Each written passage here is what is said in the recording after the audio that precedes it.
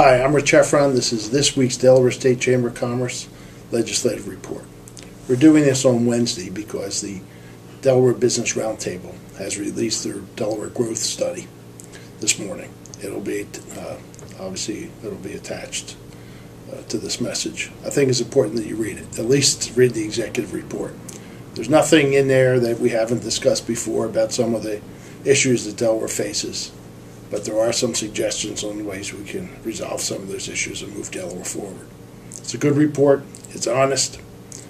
It talks about the facts. It was done by a company out of Austin, Texas, and they have no real contact with Delaware except to do this report.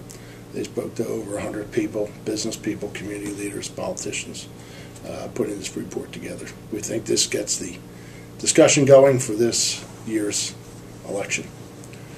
Two other things quickly. Joe DiStefano from the Inquirer, who used to write for the News Journal, the business page of the Inquirer, did two stories this past week, one on Sunday and one on Monday. The Sunday story was about downtown Wilmington and some of the problems they face.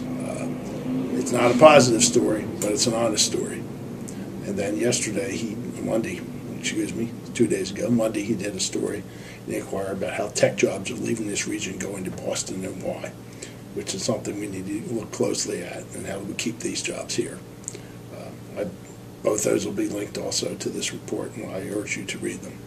That's it. It's a short report this week. Take the time to read the growth study. It's very well done, and it addresses a lot of the issues we've talked about. Thank you for watching.